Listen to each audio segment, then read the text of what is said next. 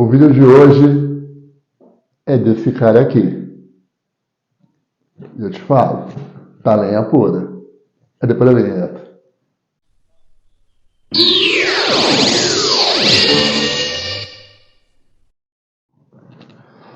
Fala galera, tudo beleza?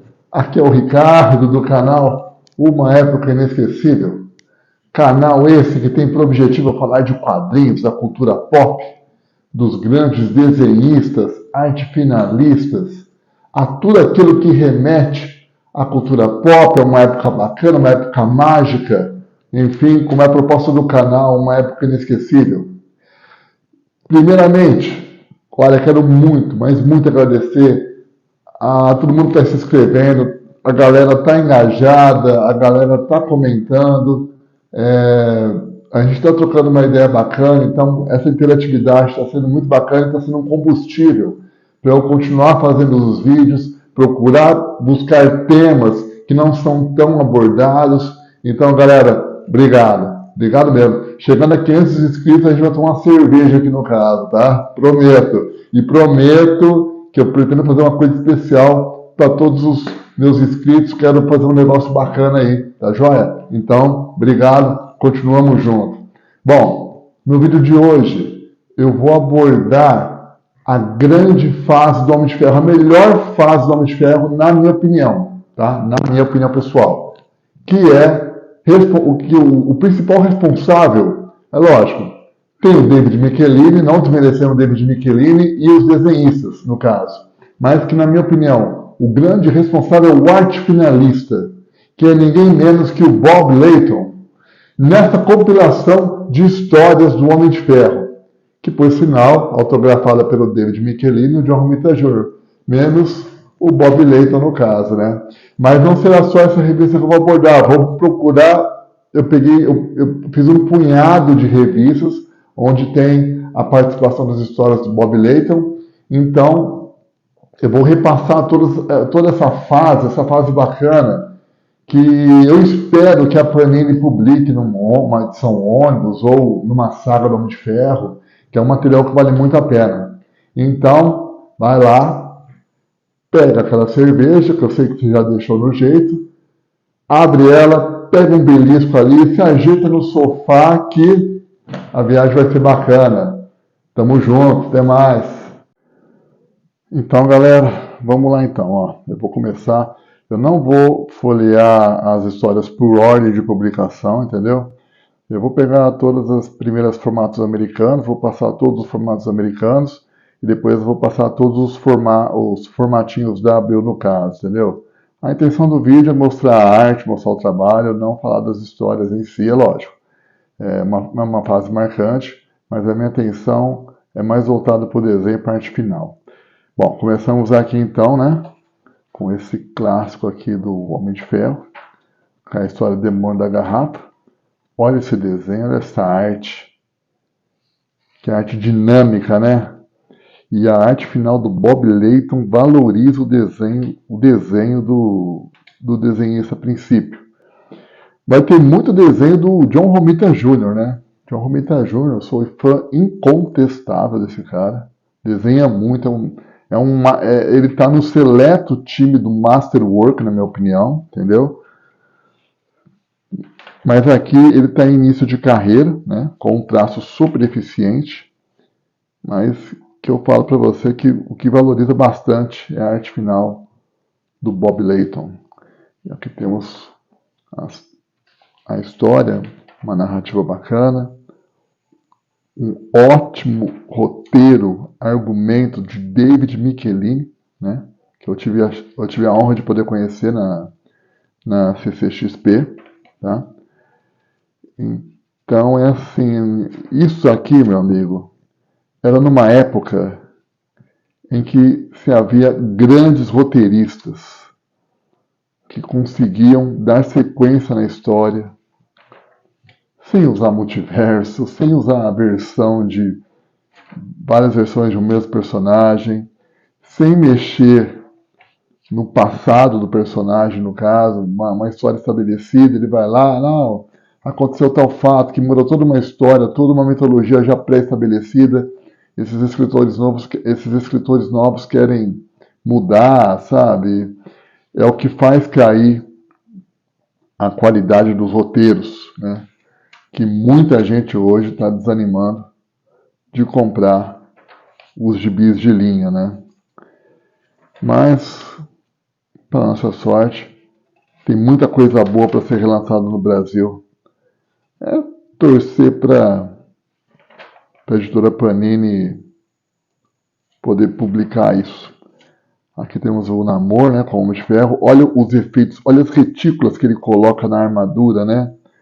Olha que bonito, os efeitos de brilho da armadura. Nossa, é um trabalho primoroso, né? Do Sr. Bob Layton, no caso. Ele deixa um desenho refinado, né? Aqui estão recontando a origem do Homem de Ferro, né? Tá vendo? Sem mexer muito na origem, respeitando o material clássico. As várias armaduras aqui no caso, né? Mas boa história sendo contada. E aqui, olha esse desenho. Olha que arte bonita, olha que abertura de história, né? Demais, né? Eu falo de longe que para mim essa é a melhor fase do personagem, sem a menor sombra de dúvida.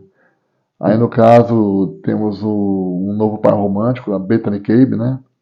E a nova secretária, a senhora Arbogast, né? Eles tinham um elenco de apoio bacana, tinha aquele Vic Martinelli, tinha o próprio James Rhodes, né? E mais alguns personagens secundários que davam a graça nos roteiros, no caso, né? Um elenco de apoio que dava a graça no roteiro.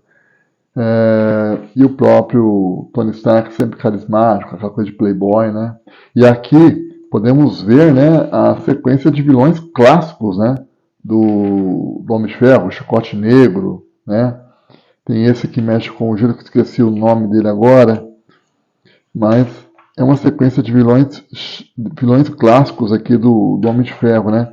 Muito bem explorados. Olha essa cena. Olha as aberturas de história, no caso, né? E assim, as mulheres também, né? Com uma sensualidade, né? Olha que charme, né?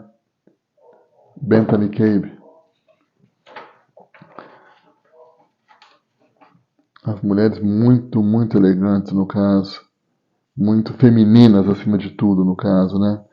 E aqui, a luta contra o Nevasca, né? Lembrei o nome do personagem. E aqui, no caso, continua a história. Tony Stark, corte de cabelo bem nos 80, né? Bem final da década de 70, início nos 80, no caso, né? E aqui segue a história. Temos aquele vilão Justin Hammer, né? Que no filme foi retratado de uma outra forma, mas aqui é um cara bem... O vilão aqui, o Justin Hammer, é um cara bem assim... Ele arquiteta bem os planos dele. É um vilão assim, de aparência mais velha. E aqui, como eu te falei, como o Bob Layton sabia fazer o uso das retículas, no caso, né? Ele, o Tom Palmer, também fazia muito uso das retículas, né? E é o que dava uma sofisticada na arte, né? Do John Romita Jr. John Romita Jr. aqui. E aqui a gente vê a clássica história do Demônio da Garrafa, que ele tendo aulas com o Capitão América. E aqui o Scott Lang, futuro Homem-Formiga, que também teve a história de origem desenhada por John Byrne e acho finalizada por Bob Layton, né? Com argumentos do David Michelini. Aqui continua a sequência. Aqui é uma história mais Tony Stark, né? E James Rhodes, e essa cena clássica, olha essa cena aqui. Olha que imagem, olha que desenho poderoso, né? Isso aqui é uma referência à primeira capa do Homem de Ferro, né? Mas essa armadura vermelha e dourada é a melhor armadura do personagem. É a armadura mais mais clássica no caso, né? E aqui temos a sequência de histórias, a narrativa, sabendo? Ele procura contar bem a história. E aqui uma história, como eu falei, mais voltada para o Tony Stark. E aqui temos toda a sequência de vilões. Olha esse desenho, né? A anatomia também bem perfeita, bem bacana, bem desenhada. O Justin Hammer. E aqui, olha essa cena. Olha isso aqui, gente. Como eu sempre digo, né? O uso da splash page. Olha isso. Que desenho bonito, que desenho poderoso, cara. Nossa, sabe? Anos 70 até 1985, a Marvel não tinha pra ninguém, viu? Nossa, a sequência. Você tinha Demolidor de Frank Miller, você tinha essa sequência do Homem de Ferro, você tinha o Hulk do Bill Mantlo e Sal Buscema, você tinha também o Capitão América na mão de John Byrne, né? Os X-Men de John Byrne e Chris Claremont, depois John Byrne indo para o Quarteto Fantástico. Tem mais. Você tinha lá o Doutor Estranho do. Eu vou lembrar o nome do desenhista ainda. Do Marshall Rogers, né? O Doutor Estranho do Marshall Rogers, que é uma fase fantástica também do personagem. Que eu considero também a melhor. Depois de Steve Ditko, a melhor passagem do personagem é nas mãos do Marshall Rogers, no caso. E olha aqui, a clássica história Demônio da Garrafa, olha essa cena, olha que cena bonita do Stark segurando, olha como conta bem a história, né? A posição de ângulo da câmera, né? Cada hora a câmera por cima, a câmera por baixo, tá vendo?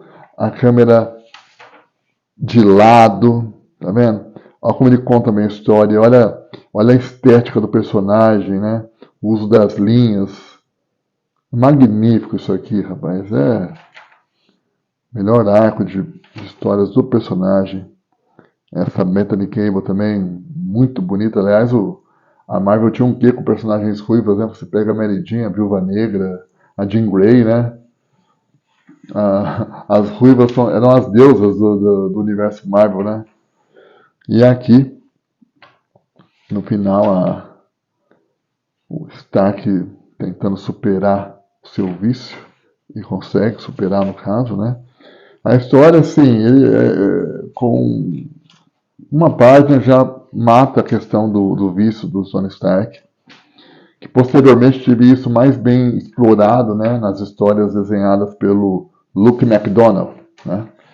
Chegamos aqui à primeira história.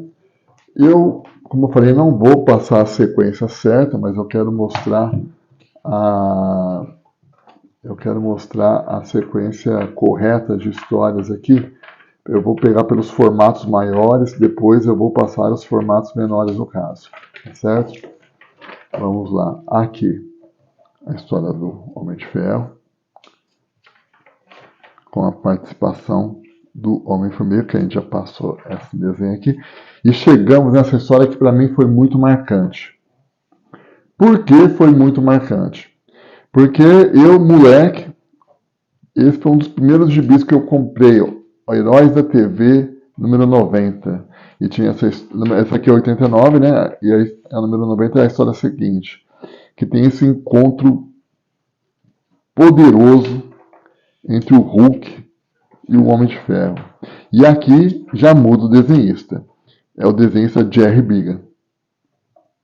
Jerry Began, excelente desenhista, que desenhou vários Marvel Team Up e também desenhou aquela história do Batman, né? Que o Batman ele gera o filho com a Talia al Ghul, né?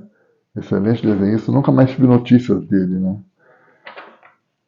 Aqui a primeira história morna e a coisa fica boa a partir daqui. Olha isso daqui, olha essa cena.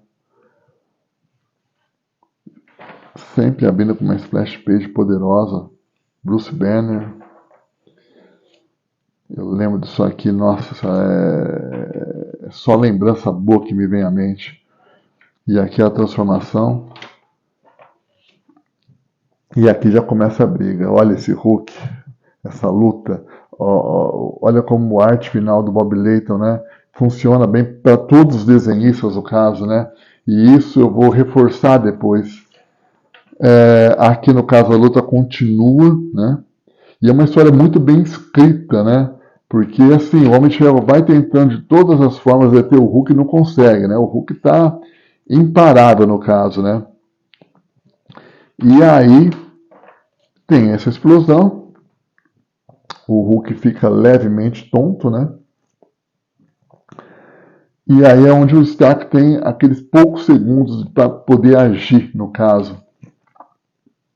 E que para mim é uma das cenas mais impactantes dos quadrinhos, que eu vou virar agora o poder de uma splash page. Sente só isso, galera. Olha isso. Olha, vou dar um close aqui. Isso aqui merece. Olha isso aqui. Que coisa magnífica. Olha isso daqui. Como personagem, nossa, foi bem trabalhado. E aqui ele cai duro, né? Ele conseguiu gastar toda a energia da armadura a ponto de travar a armadura dentro. Olha que história inteligente, que argumento inteligente no caso. E depois disso, né? Méritos também, lógico, para o desenho de Jerry Bigan, que é um desenhista excelente, tá? E o roteiro. E aí a gente tem a participação do Homem-Formiga Scott Lang. Olha isso daqui.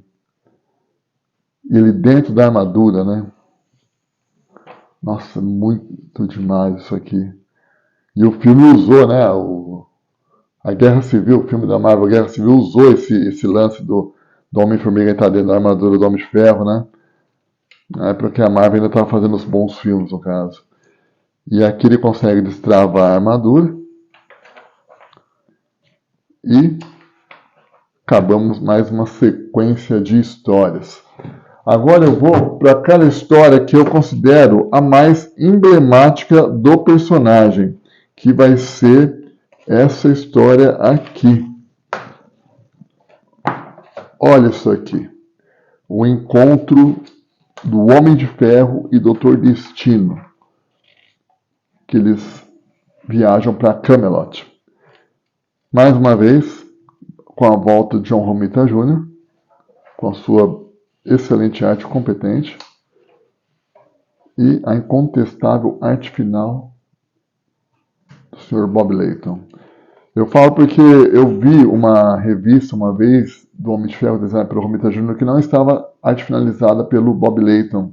E nossa, você vê que o arte finalista não deu o mesmo requinte, o mesmo refinamento. A diferença foi muito grotesca de arte final, no caso, né? Por isso que eu considero mesmo o Bob Layton um dos grandes responsáveis por essa fase fantástica do personagem. Olha o Doutor Destino aqui. O melhor vilão da Marvel, né?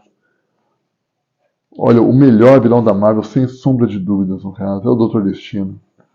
O Bob Layton, na concepção dele, ele já falou que, na opinião dele, o pior inimigo do Homem de Ferro não seria, o principal inimigo não seria o Mandarim.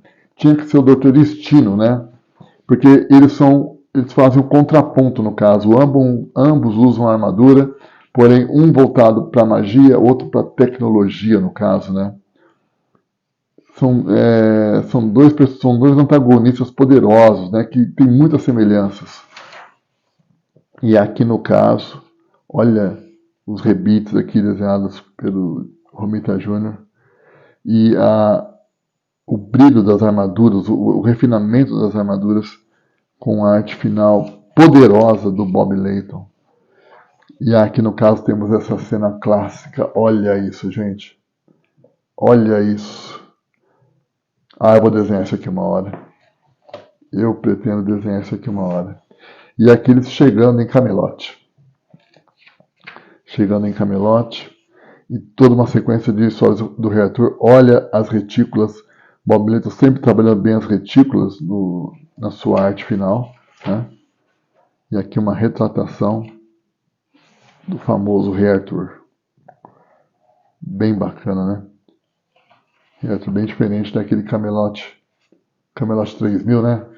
Aquela história da DC Comics, desenhada pelo Brian Bolland. E aqui, como eu falei, olha como as mulheres são bem femininas, diferente daquelas mulheres da Idade Média. Olha que linda que são, olha que linda como foi desenhada, mesmo essa aqui também no caso. As mulheres também muito charmosas, muito elegantes no caso, né? E de uma forma bem natural, né? E aqui segue a história.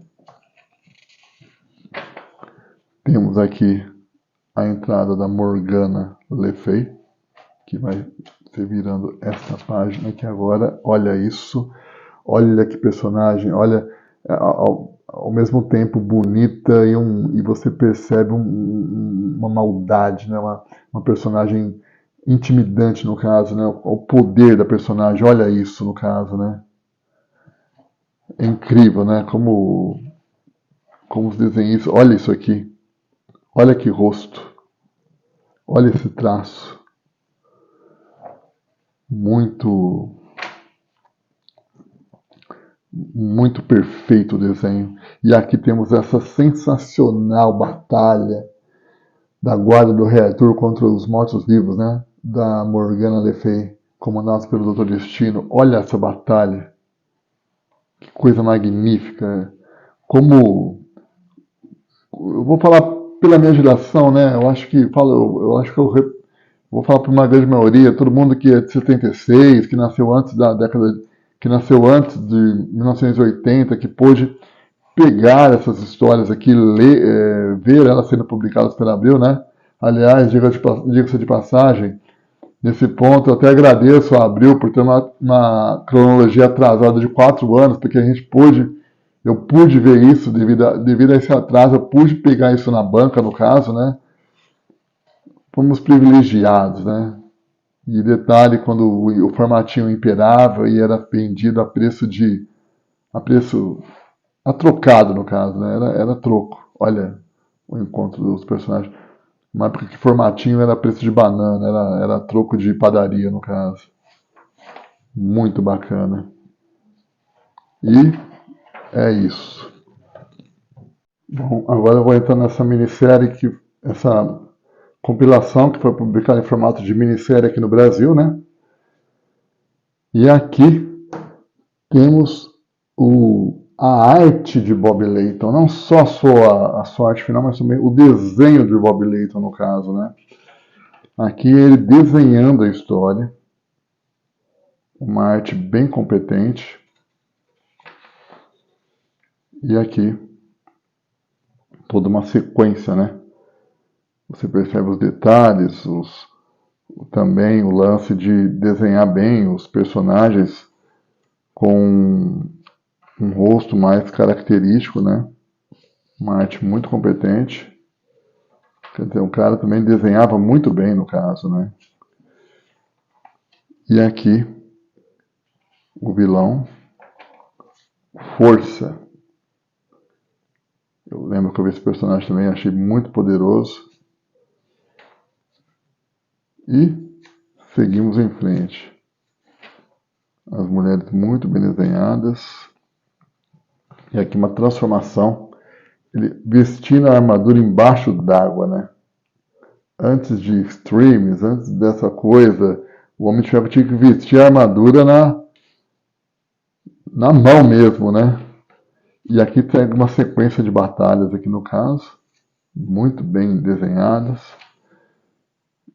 E aqui, como sempre, o trabalho das retículas. Aqui tínhamos a primeira capa, e aqui do capacete do Homem de Ferro, né? As coisas que a Abril fazia. Chegamos aqui agora na segunda história dessa minissérie, e aqui desenhos do John Romita Jr. Uma sequência de histórias fabulosas. Justin Hammer e esse vilão, o Força, tem um design muito bacana. E aqui, o encontro dos personagens.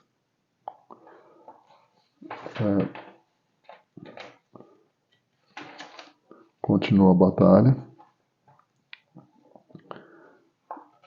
O personagem também muito bem. As histórias são muito bem amarradas, as tramas. Méritos ao Sr. David Michelinie. É como eu falo, né? Não só uma questão de desenho, uma questão de roteiro também, no caso, né? É isso que torna um clássico, né? Aqui mais detalhe das botas. Isso aqui é uma história do James Rhodes. E aqui, continuando a sequência de histórias. Como eu te falei, o elenco de apoio do Tony Stark era muito bacana, os funcionários, a senhora Borgatti, isso dava um Nick Fury loiro, erros da Abril, né? Mas vamos seguindo.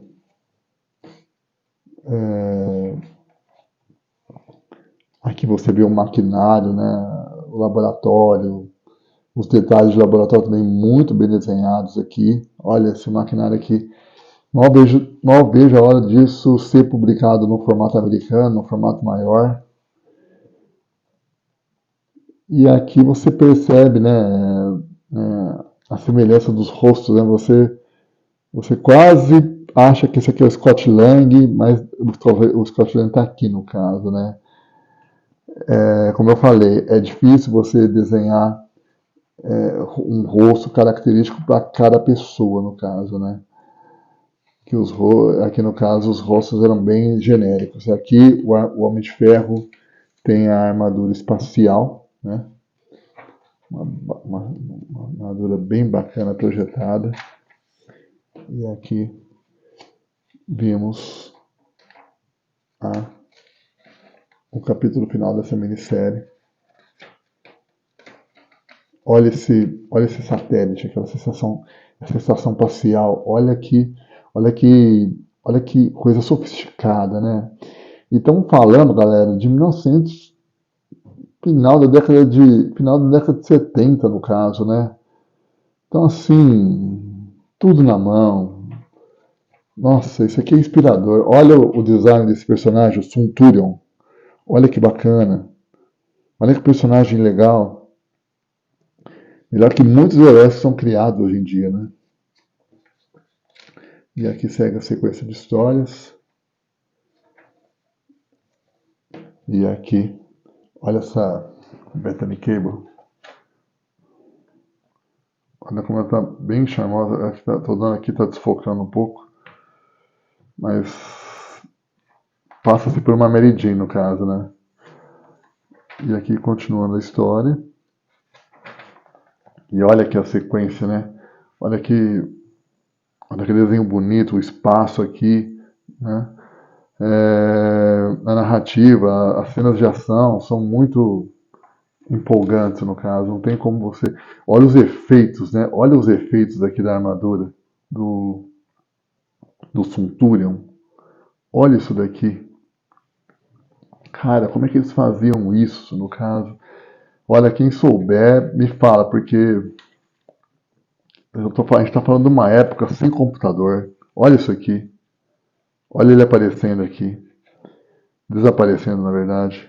Olha aqui ele aparecendo. Olha isso aqui, galera. Olha esse efeito.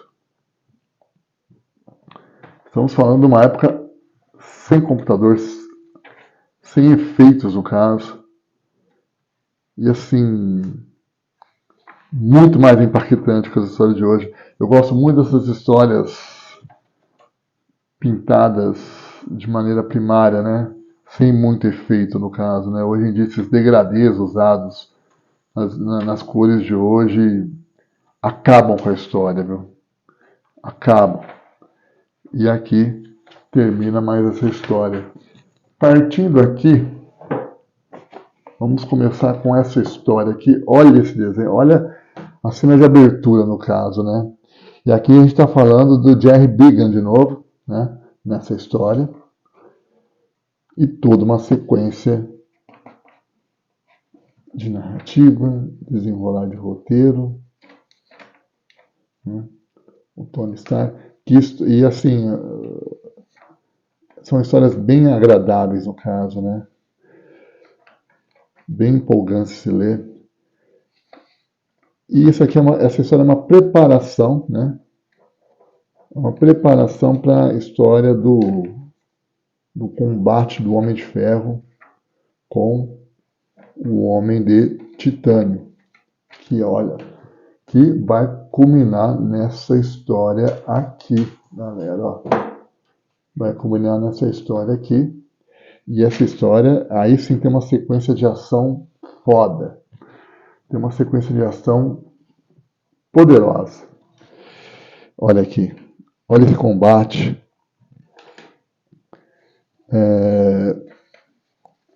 como eu falei, todo desenhista, Jerry Began, John Romita Jr., qualquer desenhista que caísse na mão do Bob Layton era certeza que a história seria um sucesso no caso, né? Olha isso. Olha que show. Essa batalha aqui no final, culminando aqui com o soco do Homem de Ferro. E temos a sequência também, eu lembro desse gibi aqui do Grandes Heróis Marvel, todinho voltado para o Homem de Ferro. E agora eu vou falar do poder da história, da arte final do Bob Layton. Por quê? Essa história aqui, ela é desenhada pelo Luke McDonnell. Luke McDonnell, acho que ele assumiu os desenhos com o Dennis O'Neil, juntamente com o roteiro do Dennis O'Neil, onde o Tony Stark tem uma recaída, né, uma recaída na bebida, e aí ele cai de uma forma mais drástica, ele deixa de ser Homem de Ferro, é substituído pelo James Rhodes, né? E assim, né, é lógico, na época eu era menino, eu comparava o desenho do Luke McDonnell com o desenho do John Romita Jr., né, e eu falava, nossa, a qualidade caiu, né? Mas mas assim, hoje eu lembro daquela fase, eu gosto, o desenho do Luke McDonnell tinha uma característica, e assim, é uma fase que eu também compraria se a Panini lançasse. Mas olha a diferença do desenho do Luke McDonnell com a arte final do Bob Layton, né? Então olha como ele valorizava, como eu falei, olha como ele valorizava o desenho no caso, né? Então, todo desenhista que tivesse a história, arte finalizada pelo Bob Layton, teria sua arte bem mais valorizada, né? Então, você nem fala, né, que é o mesmo desenhista, né? Você vê a diferença de como uma arte final influencia bastante na arte do desenhista. Não só a arte, mas eu falo, temos que valorizar os artes finalistas também, por isso que eu procuro sempre estar abordando e falando dos artes finalistas. Olha esse Homem-Formiga aqui, de novo. O Homem-Formiga do Scott Lang tem uma participação bem ativa nas histórias do Homem de Ferro. E aqui, no caso, eu vou virar aqui a armadura stealth, a armadura que tinha camuflagem, olha que desenho. Nossa, fantástica, fantástica essa fase, incontestável. E aqui continuando a sequência de histórias, formatinho. E aqui a revelação de que a Bethany Cable já sabia que o Tony Stark era o Homem de Ferro. E aqui já vai a sequência de ação. Olha esse raio saindo aqui, a retícula. Olha esse impacto ele recebendo. Olha a anatomia, olha como a anatomia, como você, é como se você sentisse o raio, né? O impacto. E aqui o vilão laser vivo. Grande vilão também nas histórias do Homem de Ferro. E aqui, olha essa cena. Ele preso, maquinário. o vilão contando o que aconteceu com ele. E aqui você tem... Eu passei aqui... Não. Aqui tem toda uma sequência de histórias aqui, a luta entre eles. E eu lembro que eu comprei esse gibi, era uma baita de uma história. E aqui no final ele sacrificando o vilão. Com a partida da Battery Cable. Partindo aqui, temos essa história aqui, o Trio Fatal, desenhada pelo John Romita Jr. É uma história simples, uma história fechada, mas que era o bastante para entreter, né? Não era aquelas sagas intermináveis, né? Como depois fizeram, no caso. Eu lembro que essas histórias saíam muito no gibi do Incrível Hulk da Abril, né? E aqui uma história em que ele vai enfrentar o vilão Chicote Negro. É como eu falei, eu não mostrei a sequência de histórias, tá? Eu não me preocupei em mostrar a sequência de... Às vezes tem histórias aqui que se passam antes daquele Grandes Heróis Marvel, mas o meu foco é mais na arte, mostrar essa fase mesmo. Aqui,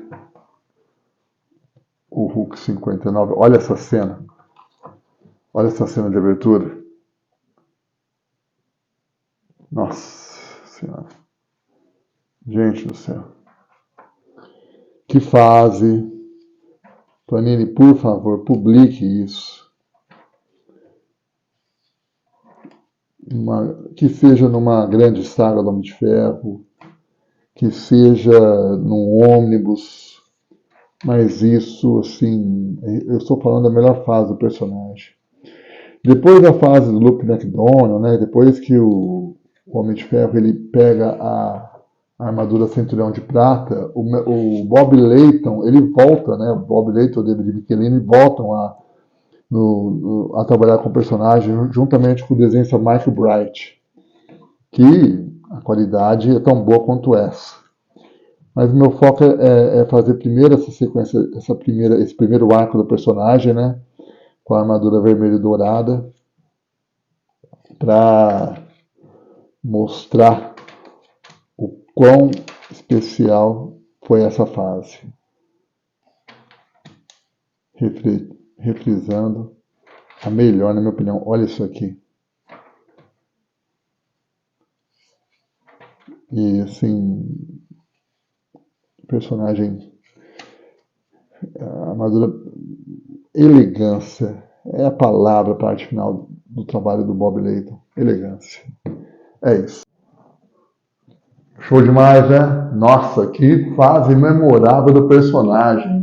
Eu acho que as melhores histórias do personagem, que todo o elenco de apoio, né, de personagens coadjuvantes, tá ali. Eu acho que a melhor fase do Homem de Ferro tá ali. E assim, a arte final do Bob Layton é uma coisa refinada. É uma coisa assim que eleva o desenho, no caso, né? Então, qualquer desenhista ali que passe pela arte final do Bob Layton, com certeza vai ter o seu desenho mais valorizado, a sua arte mais valorizada.